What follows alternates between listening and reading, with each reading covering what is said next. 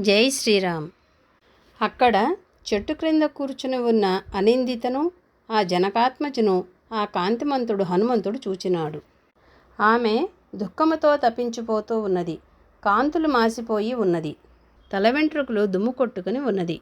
పుణ్యము నశించిపోయి ఈ భూమి మీద పడ్డ నక్షత్రం మాదిరిగా ఉన్నది. ఆ సదాచారవంతురాలు తన భర్త దగ్గరలో లేనందువల్ల ఆభరణాలన్నింటినీ పెట్టుకోవడం మానేసింది. భర్త వాత్సల్యమే తనకు అమూల్యాభరణమని భావించినది. అటువంటి సీతాదేవి రాక్షసాధిపతి రావణాసురుడికి చిక్కినది. ఏనుగుల మందను వదిలిపెట్టి సింహము పాలైన పెంటి ఏనుగు మాదిరి ఉన్నది. శరత్కాల మేఘం కమ్ముకున్న ప్రతిపత్ చంద్రుని వలె హ్రస్వముగాను అస్పష్టముగాను ఉన్నది. దేహ సంస్కారము లేక మారురూపు పడిపోయి వాడుక లేక పాట తప్పిన వీణ మాదిరిగా ఉంది.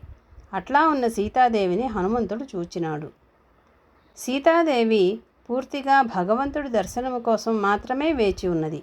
ఇక మిగిలినవేవి అవసరం లేని స్థితిలో ఉన్నది. కాకపోతే అహంకారం యొక్క అధీనంలో ఉంది. దైవం యొక్క ఆరాధనలోనూ ఉన్నది.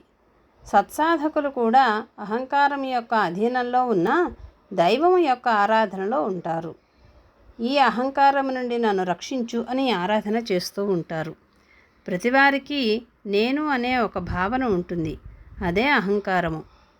ఎందుకంటే ఈ నేను ఆ నేనుకు సంబంధించినదే. అందుచేత మనకు ప్రత్యేక అస్తిత్వం ఉందని, మనలో ఈ గుణాలున్నాయన్న భావనే మన గురించి వేరుగా అంచనా వేస్తుంది. భగవంతుని అస్తిత్వమే మన యందున్నదని గుర్తిస్తే అది భక్తి అవుతుంది. మనలోని సద్గుణాలు భగవంతుని అస్తిత్వమైతే మనలోని దుర్గుణాలు అహంకారం యొక్క అస్తిత్వమే. కాబట్టి భగవంతుడి ఆరాధన యందుండేవారు అహంకార పురుషుని నుండి బయట పడవేయమని కోరుకుంటారు. అహంకారం ఉన్నంత వరకు అజ్ఞానం ఉంటుంది. తానొకడు వేరుగా ఉన్నాడని అనుకోవడం వల్లనే కదా మిగతా వారంతా తనకన్నా వేరు అని అనుకుంటూ ఉంటారు. అలా అనుకోవడం చేత చేసే చేతలలో లోటుపాట్లు ఉంటాయి. అందుకే సీతాదేవి దైవము యొక్క అనుగ్రహము కోసము, అహంకారం యొక్క పరిష్కారము కోసమో ఎదురుచూస్తూ ఉంటుంది. ఆమె నక్షత్రంలా ఉంది అనడంలో ఆమెకు క్షత్రము అనగా నాశము లేదు అని అర్థము. జై శ్రీరామ్.